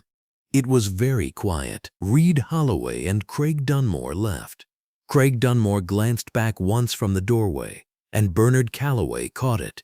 Not defiance, not guilt exactly, but the look of a man who had known something was wrong and had chosen, moment after moment, to stand one step behind someone who wasn't. Bernard Calloway held that glance for a full second and then looked away, because there was a version of Craig Dunmore that Bernard Calloway recognized too well, and that recognition did not help him right now. He reached for his phone and called the city's legal team. At 2:31 p.m., the precinct's front entrance opened, and Renata Chisholm walked through it. She was wearing a white blazer over a deep burgundy blouse and charcoal trousers, and she carried a leather attaché that she held at her side with the ease of someone who had never once needed to use it as a prop. She was 44 years old, had spent 8 years as a JAG attorney before moving into private practice, and she moved through the fluorescent-lit lobby of the 3rd Precinct the way she moved through every room she entered, as if she had already read the building's file and found it wanting. Officer Wicks met her at the desk. There was a brief exchange that lasted less than 45 seconds, during which Renata Chisholm produced 2 forms of identification and a letter of representation on firm letterhead, stated that she was here to meet with her client, Command Sergeant Major Dorian Nash, and waited with the particular patience of a woman who had learned long ago that waiting was not the same as deferring. She was escorted to the beige room. Dorian Nash stood when she entered, not from deference, from habit, the reflex of a man whose body had been trained to mark entrances and acknowledge the arrival of allies. Renata Chisholm crossed the room in 4 steps, extended her hand, and he shook it. Her grip was firm. His was too. "Command Sergeant Major Nash," she said. "I'm Renata Chisholm. I was a JAG attorney for 8 years, and I have been in private civil rights practice for 6. General Pennington's office contacted mine 40 minutes ago. She set the attaché on the table, opened it, and removed a legal pad and a pen. She sat down across from him. The overhead fluorescent light caught the silver clip on her pen as she uncapped it. "Tell me everything," she said. "In order." Dorian Nash sat back down. He placed his hands on the table, palms up, the scrapes on both still faintly visible, dried now, the skin tight at the edges. He looked at Renata Chisholm directly. He started with the parking lot. The time, 12:14 p.m. The position of his seat, the state of the engine. He described Reid Holloway's knuckle on the glass and the holster clear of the weapon. Before the sentence ended, he described Craig Dunmore at the passenger door, the phone on the console, placed there deliberately, his hands at shoulder height, his voice level, his rank stated clearly, the phone screen crushed under a boot, the asphalt. Renata Chisholm wrote without looking at the pad. Her eyes stayed on Dorian Nash's face, reading him the way she read every client. Not for emotion, because emotion was not evidence, but for precision. She was looking for the man whose account would hold under every condition that was coming. And what she found, 4 sentences in, was a man who had been giving precise accounts under extreme conditions for 22 years. She was already constructing the complaint before he reached the part about the cell. She was already 3 motions ahead, already seeing the federal filing, already mapping the institutional exposure, already reading Bernard Calloway's future in the gap between Reid Holloway's incident report and Kezia Tamboli's video. She let Dorian Nash finish. Every word. She did not interrupt once. When he stopped, she capped the pen. "Command Sergeant Major Nash," she said, and her voice carried something that was not quite warmth and not quite severity, but lived precisely between them. The tone of a person who took both the situation and the person in front of them with equal seriousness. "What was done to you today was wrong. It was documented, and it is actionable on multiple federal levels. I want you to understand something clearly." She held his gaze. "You will not be defending yourself in this. From this moment forward, we are not defending. We are moving forward." Dorian Nash looked at her for a long moment. Outside the beige room, through the closed door, the precinct continued its afternoon operations. Phones, footsteps, the muffled exchange of shift change, ordinary institutional sounds. The sounds of a place that did not yet fully understand what had just walked through its front door. He nodded once. "Then let's begin," he said. The video was 2 minutes and 14 seconds long. That was the first thing every reporter noted when they described it. Not the content, not the outcome, but the duration. 2 minutes and 14 seconds. The length of a pop song, the length of a commercial break, the length of time it takes to pour a cup of coffee, check your messages, and look up again at the world. 2 minutes and 14 seconds was enough time to change everything, because every second of those 2 minutes and 14 seconds was clear, steady, and impossible to argue with. Kezia Tamboli had filmed it on her phone from the far side of the Food Max parking lot, standing between 2 parked cars in the flat. Overhead noon light that left no shadows and told no lies. The sun was directly above the lot at 12:14 p.m. on a Tuesday, and it illuminated the scene the way a courtroom illuminates evidence, without mercy and without favor. The parking lot's pale concrete acted as a reflector, bouncing light upward, filling every corner of the frame with the kind of brightness that made excuses impossible. The video showed Dorian Nash's hands. That was the first thing anyone who watched it said afterward.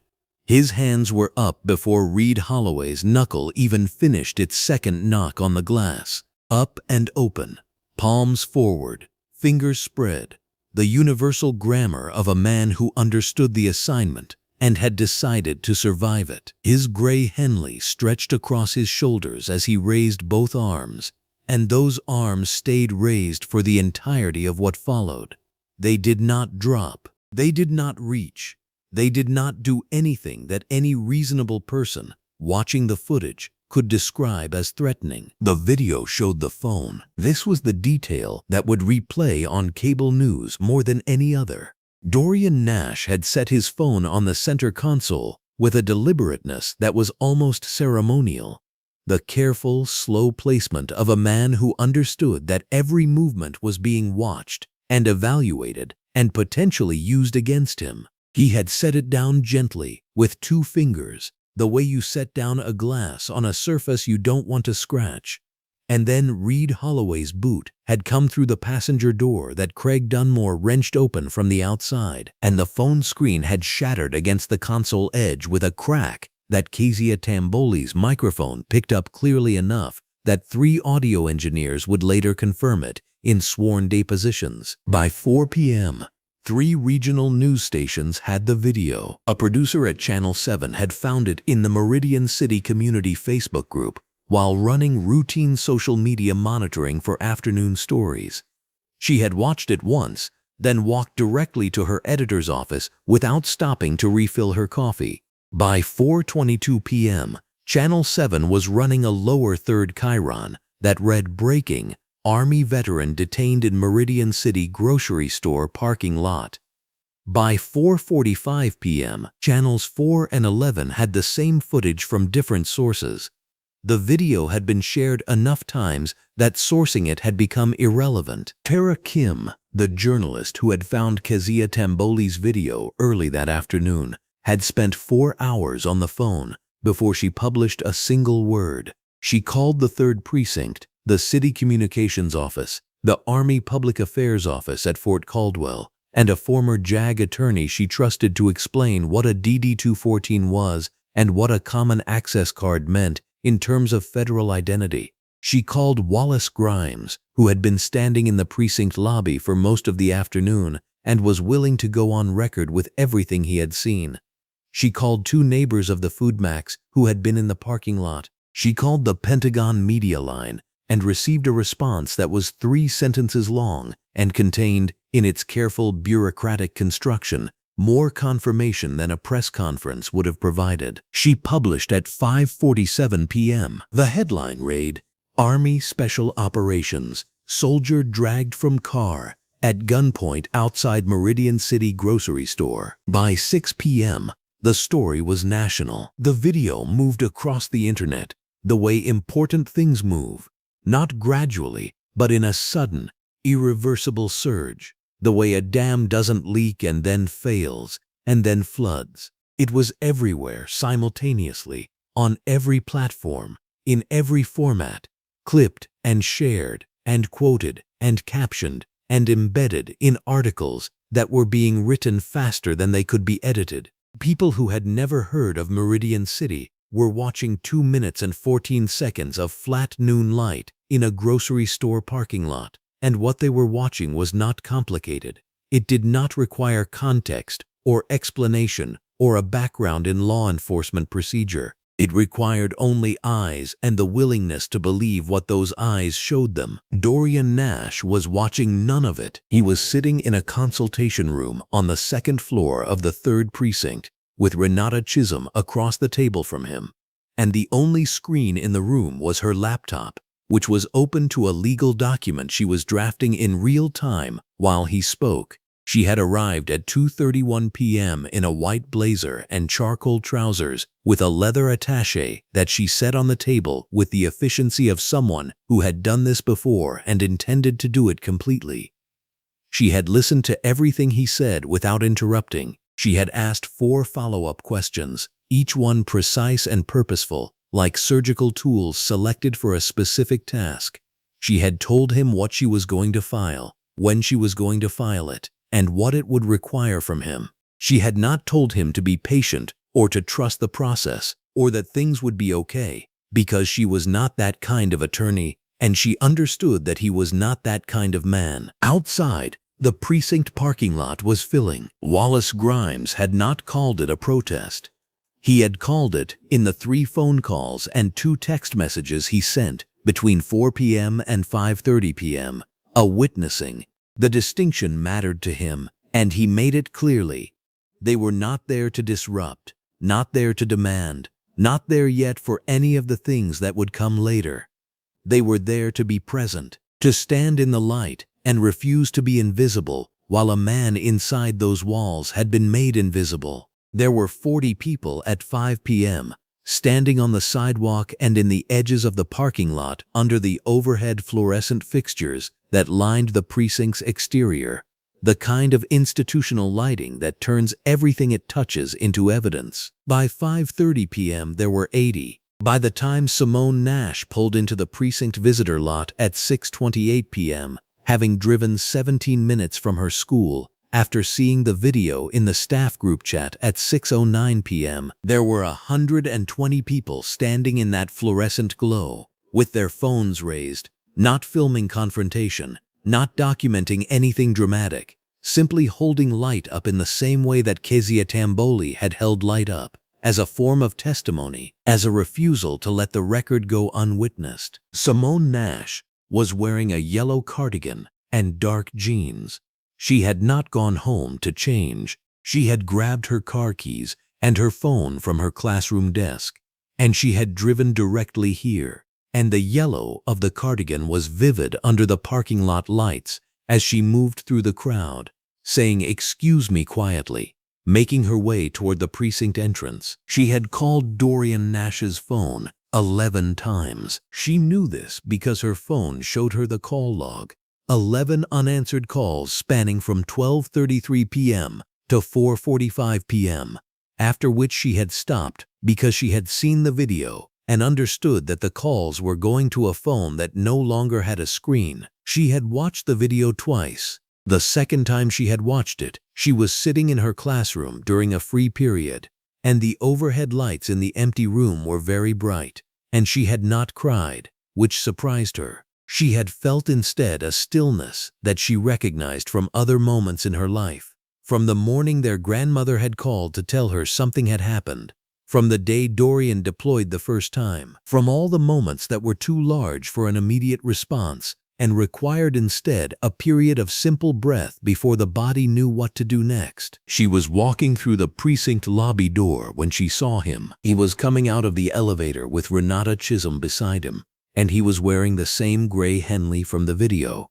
and his hands were at his sides, and he was upright, which was the first thing she checked. Always with Dorian, the first thing she checked was whether he was upright. He saw her at almost the same moment she saw him, and something crossed his face that was not quite expressible in language, something that was recognition and relief, and the particular grief of being seen by someone who loves you after a thing has happened that you have not yet fully processed yourself. Simone Nash stopped walking. She stopped for 3 full seconds. 3 seconds in which the lobby's fluorescent light pressed down on both of them from above, and the murmur of the building continued around them, and Renata Chisholm stepped 1/2 step to the side with the discretion of a person who understood exactly what she was witnessing. 3 seconds, and then Simone Nash was moving again, and she walked directly into her brother's arms, and neither of them said anything. The embrace lasted a long time. It was not a dramatic embrace.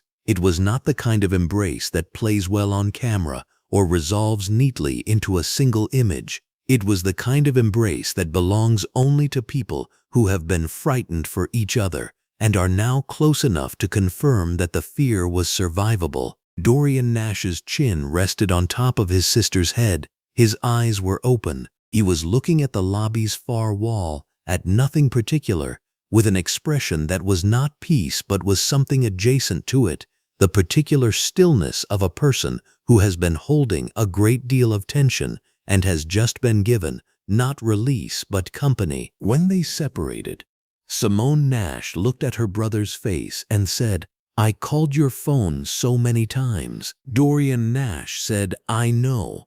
I'm sorry." That was all. That was the whole conversation, and it was enough, because the apology was not for the phone, and not for the video, and not for any of the hours between 12:14 p.m. and this lobby. It was an apology for the 3 seconds of fear she had carried, which he had not been able to prevent, which was its own kind of grief for a man who had spent 2 decades being very deliberate about preventing harm. On the third floor of the same building, Bernard Calloway was on the phone. He had been on the phone in various configurations for the last 4 hours. He had spoken to the city's legal team, the mayor's chief of staff, his own communications director, and a former colleague who now worked for a law enforcement liability insurance firm. He had watched Tara Kim's article load on his screen at 5:52 p.m. and had read it twice, once quickly and once slowly, and the second reading was the one that told him what the first reading had confirmed. The gap between Reid Holloway's incident report and the 2 minutes and 14 seconds of parking lot footage was not a gap that any press statement could bridge. He had placed Reid Holloway on administrative leave at 5:15 p.m., before the article published, before the national spread, before the 120 people assembled in his parking lot. He told himself this mattered, that acting before the pressure arrived was different from acting because of the pressure. He told himself this, and he was not certain he believed it, and the uncertainty was new for him, which made it uncomfortable in a way that political ambition usually prevented. The decision had not been made for Dorian Nash. Bernard Calloway was honest enough with himself, in the privacy of his third-floor office, with its overhead fluorescent lights and its window overlooking the people standing in his parking lot, to admit that the decision had been made because the video was national, because the legal exposure was severe, because the mayor's chief of staff had used the words federal oversight in a tone that meant something different than the phrase usually meant. The decision had been made to manage what was coming, not to reckon with what had already happened. These were not the same thing. The narration held that distinction carefully. The way you hold something fragile you are not yet ready to put down. Bernard Calloway had done the right thing for the wrong reason, and somewhere in the machinery of justice, that difference would matter. Not tonight, not in the parking lot, where Wallace Grimes was speaking quietly to the people standing around him, naming what they were witnessing. Not in the lobby, where Dorian Nash and Simone Nash were walking toward the exit together in the fluorescent light. Renata Chisholm a half-step behind, the leather attaché in her hand, now containing the first pages of a complaint that named 4 people and 1 institution, and would, when filed, open a door that Bernard Calloway's administrative leave decision could not close. Outside, the phone stayed up. The light stayed on. The record was already made, and it belonged now to everyone who had watched 2 minutes and 14 seconds of a parking lot in flat noon sun, which meant it belonged to everyone, which meant that Dorian Nash was no longer a man alone inside a building against an institution. He was a man walking out of a building into the light while 120 people held their own light up to meet him, and the story was no longer only his, which was both the loss and the gift of what the camera had seen. The morning of the press conference, Bernard Calloway stood in his bathroom at 6:14 a.m., rehearsing sentences in the mirror above his sink, and every sentence he tried felt like a door with no room behind it. He had spent 72 hours constructing a version of events that could hold weight under public scrutiny. The first version lasted 6 hours before Raymond Foster's preliminary report landed on his desk. The second version lasted until Tara Kim published the background interview at 11:00 p.m., the one where Raymond Foster, without using his name, confirmed that Reid Holloway had accumulated 3 prior complaints of excessive force in 4 years of service, and that all 3 had been reviewed internally, and that all 3 had been dismissed. The article ran with a single pull quote.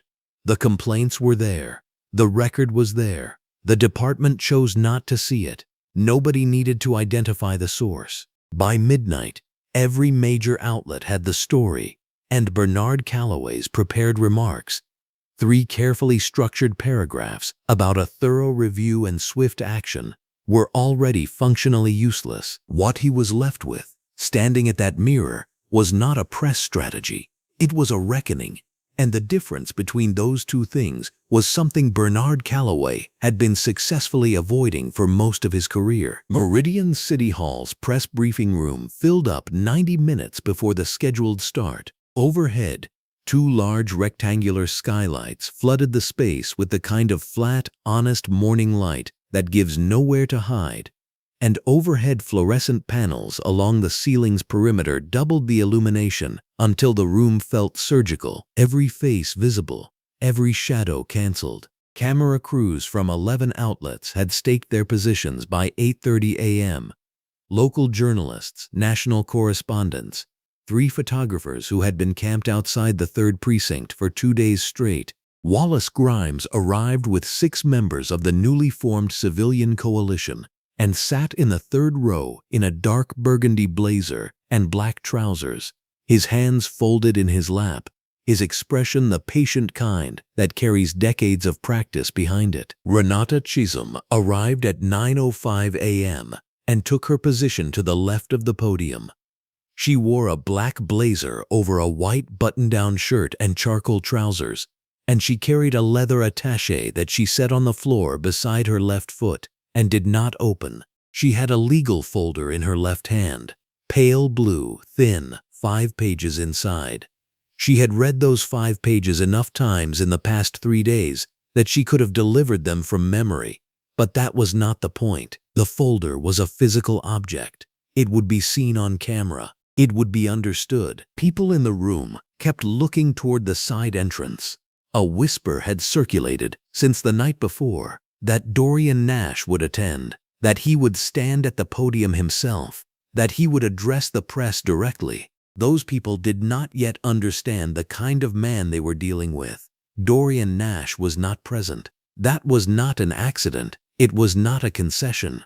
It was the most deliberate thing he had done since the parking lot. And the people who understood power recognized it immediately for what it was. You do not stand in rooms that were not designed to honor you and ask them to honor you.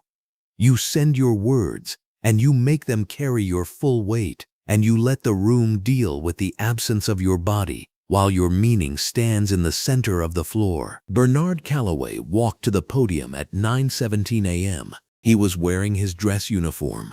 Long sleeves, brass buttons, every commendation in its proper place. And it struck several reporters in the room simultaneously that a man in a decorated uniform was about to explain why his officers had dragged a decorated soldier across hot asphalt. Bernard Calloway placed both hands on the sides of the podium and looked at the room. He did not look comfortable. That, at least, was honest. He began with the department's acknowledgement. The language was passive, institutional, the kind of sentence structure that spreads responsibility into the air until no single person can be located within it. Errors in judgment were made. Protocols were not followed. The department recognizes. He read it from the paper prepared by the city's legal team, and his voice was steady. And it was the steadiness of a man who had accepted a script because writing his own would have required a confession he was not prepared to make in public. Those sitting close enough could see that he had not looked up from the paper once in the first 90 seconds. Then came the part the room had been waiting for. Reid Holloway and Craig Dunmore had been terminated from the Meridian City Police Department, effective immediately, pending the outcome of a federal civil rights investigation. The department would submit to mandatory federal oversight. An independent external review of all use of force complaints filed in the past 5 years would begin within 30 days. A restructured internal accountability system, developed with input from a federally appointed oversight board, would be implemented before the end of the fiscal year. Bernard Calloway read each line with the same flat cadence, and when he finished, he folded the paper once and placed it inside his jacket pocket. And for a brief moment he looked at the room without speaking. The press corps was already moving, pens, keyboards, recording indicators blinking red. Wallace Grimes did not move at all, watching Bernard Calloway's face with the careful attention of a man taking inventory. What the cameras captured in that moment, and what several journalists would later write about in their post-conference analysis pieces, was the expression of a man who had arrived at a conclusion he did not choose. This was not contrition. It was something flatter and more complicated. The face of a person who had constructed a professional identity on the belief that his department was fundamentally sound, who had mentored officers and defended procedures and dismissed complaints, and moved steadily upward through the ranks of an institution he believed in, and who was now required to stand in a room full of cameras and confirm, in bureaucratic language chosen by lawyers, that the institution had been wrong in ways he had actively participated in sustaining. Whether Bernard Calloway would ever fully reckon with that privately, that question would remain unanswered for a long time. He stepped back from the podium. Renata Chisholm picked up the legal folder, approached the podium, and adjusted the microphone with the unhurried precision of someone who had stood in rooms like this many times. She set the folder on the podium's surface and opened it, and the camera from the central broadcast pool caught the neat block handwriting on the first page. Not typed, handwritten. Before she turned the folder toward herself, she said, "Command Sergeant Major Dorian Nash asked me to read the following statement on his behalf." She said it once, clearly, and then she looked down at the page and began. The statement was 6 sentences. She read them at the pace of someone who understood that language has weight, and that weight requires time. The first sentence established his service without ornamentation. 4 deployments, 17 years, the specific ribbon designations he had earned, the rank he held. He did not list these things with pride. The narration understood. He listed them as context. He listed them because the room needed to understand the full accounting of what had been dismissed in a grocery store parking lot. The second sentence named what had happened without adjectives.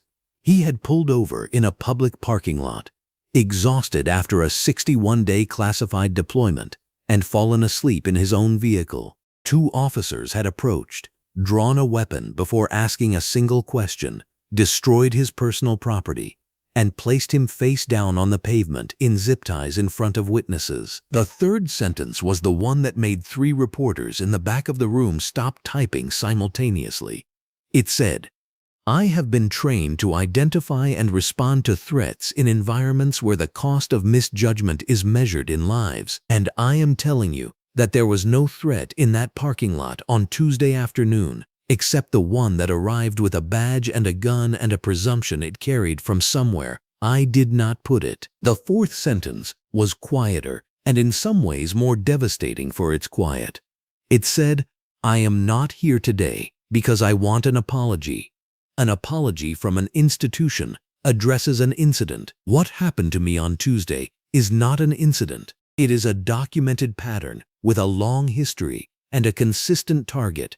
And I am one of the people who has spent his life defending the country that contains that pattern. The fifth sentence announced the federal civil rights lawsuit. Brief, factual. The names of the defendants listed in the same order they appeared on the legal filing. Reid Holloway, Craig Dunmore, Bernard Calloway, and the city of Meridian. Renata Chisholm read Bernard Calloway's name in the same register as the others. She did not pause before it or after it. She did not need to. The sixth sentence was the last one. Renata Chisholm read it the way the statement had been written.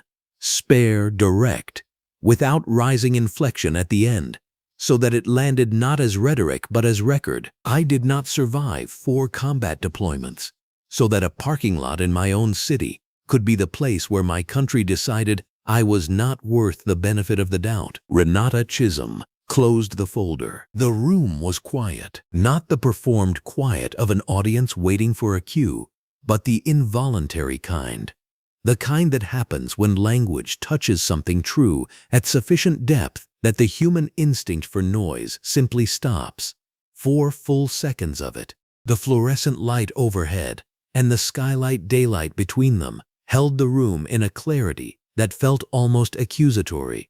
Every face visible, no softening, no shadow. Wallace Grimes pressed his folded hands together once, slowly, looking at the podium. A woman in the second row, a print journalist from the National Bureau, a woman who had covered 3 police reform hearings in the past 2 years and had developed a professional distance she relied on, looked down at her notebook and was still for a moment before she wrote anything. Then the questions began. They came fast and they came hard, and Renata Chisholm handled them with the specific economy of a former JAG attorney who has spent 2 decades in rooms where words have legal weight. She answered what she chose to answer and declined what she chose to decline, and every declination was stated so cleanly that pursuing it would have reflected poorly on the questioner. She confirmed the timeline of the federal civil rights filing. She confirmed the involvement of the Pentagon in the welfare check that preceded Dorian Nash's release.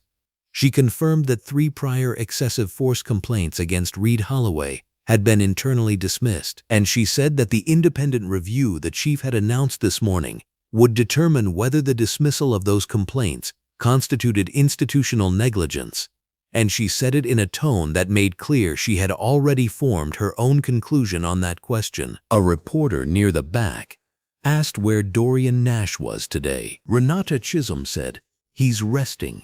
He spent 61 days overseas serving this country and then spent several hours in a holding cell.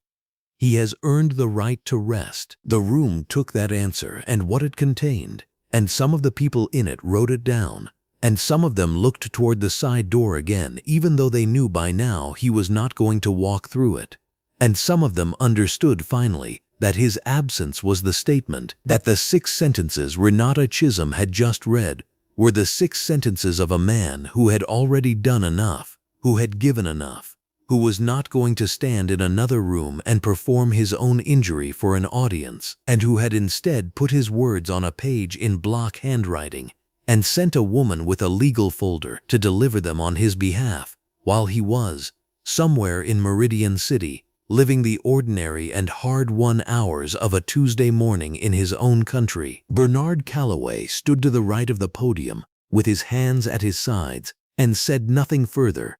Behind him, the dual skylights poured their flat and honest light across the floor of the room, and it illuminated everything: the cameras, the press, the legal folder on the podium, the empty space at the podium's center where a man had chosen, with full deliberation, not to stand. The coffee maker hissed and spat, and Dorian Nash stood in his kitchen in a white t-shirt and gray sweatpants, watching it like it was the most important thing in the world. Because right now it was. The smell of dark roast filling an apartment he had not slept in for 61 days. Natural light flooding through the large east-facing windows, falling in long, warm rectangles across the hardwood floor, catching the dust motes drifting in the still air. Plants on the sill, a pothos, a snake plant, a stubborn little succulent he had owned for 3 years and never once watered correctly. They had all survived without him. He supposed they always did. He was not thinking about the parking lot. He was choosing, actively and deliberately, to stand in this kitchen, in this light, and let the ordinary weight of a Tuesday morning hold him. The east wall held his military commendations in black frames, arranged not by rank or prestige, but by the order in which he had received them, a private chronology only he could read. Beside them, a single framed photograph, his grandmother Edna Nash, sitting on a porch somewhere in southern Georgia, wearing a floral blouse and white slacks, laughing at something outside the frame. The photograph was taken in 1987. Dorian Nash had not been born yet. He had always loved that, the idea that her joy existed before he did, that it had nothing to prove to him, that it was simply there, waiting. He poured his coffee and stood at the counter. On his kitchen table, beneath a folded newspaper, was an envelope from the Department of Defense. General Arthur Pennington's offer, a formal advisory role on a new DoD initiative focused on veteran reintegration. The letter was precise and respectful and written in the language of men who understood what Dorian Nash had paid to be in a position to advise anything. It was not charity. That was the word Dorian Nash kept returning to. Not charity. Recognition. Recognition that there was a specific and devastating gap between the country soldiers were trained to protect and the country they came home to, and that very few people could describe that gap from both sides simultaneously. Dorian Nash could. He had lived on both edges of it in the same afternoon. He had not yet answered the letter. He would, just not today. Renata Chisholm had filed the federal civil rights lawsuit 4 days ago. It named Reid Holloway. It named Craig Dunmore. It named Chief Bernard Calloway. It named the city. The complaint was 47 pages long and written in the same surgical, unsparing language Renata Chisholm used for everything. Dorian Nash had read it once, signed where she told him to sign, and then placed it in a drawer. The law would do what the law would do. He had learned not to carry that weight in his body. There was other news he held more gently. Kezia Tamboli, 17 years old, standing in a parking lot with a phone she refused to put down, had received a scholarship offer from a journalism foundation. Full funding, 4 years, a school in the Northeast with a documentary program that had launched real careers. The foundation's selection committee had made their decision independently through a formal application process. What they did not know, and what Dorian Nash would never publicize, was that he had made a single phone call to a man he knew from his second deployment, who now sat on that foundation's advisory board. Not a favor, not a transaction, just a word placed quietly into an ear that was already inclined to listen. Kezia Tamboli had done the rest herself. Wallace Grimes's witnessing community had filed its formal coalition paperwork.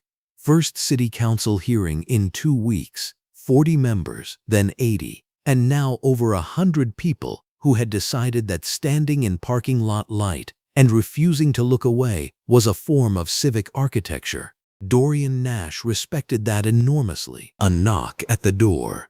3 even knocks. Simone's knock, the same since childhood. She came in, carrying 2 containers of food from the Haitian restaurant 6 blocks over, wearing a green zip-up hoodie and dark jogger pants, her natural hair pulled back. She set the containers on the counter, looked at her brother standing in his white t-shirt and gray sweatpants with his coffee, and said, "You look like a person." He said, "That's new." She laughed. A real laugh, unguarded, and it moved through the apartment like light moves through water. They sat at the kitchen table, and they did not talk about the case. They did not talk about press conferences or lawsuits or administrative leave or national news cycles. They talked about their grandmother. They talked about the way Edna Nash used to keep a radio playing in every room of her house, always tuned to something, gospel in the morning, jazz by afternoon, and by evening something that wasn't quite either. Simone said she had been thinking about that lately, the way their grandmother filled rooms with sound like it was a form of company. They talked about the trip they had always meant to take together, Ghana maybe, or Senegal, somewhere that felt like a beginning rather than an explanation. Simone said she had enough leave saved. Dorian Nash said he might have some time, depending on what he decided about the letter.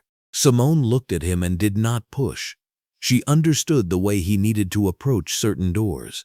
Slowly, from the side, never straight on. They ate in the good light. Later, after Simone had gone and the containers were stacked neatly by the sink, Dorian Nash stood at his east-facing window with his second cup of coffee.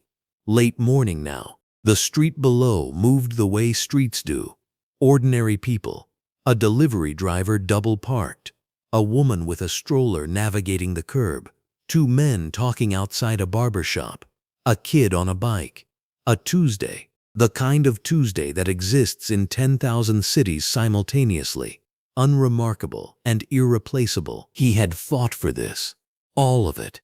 Every ordinary second of it. He did not know if he would fully heal from what the parking lot had cost him.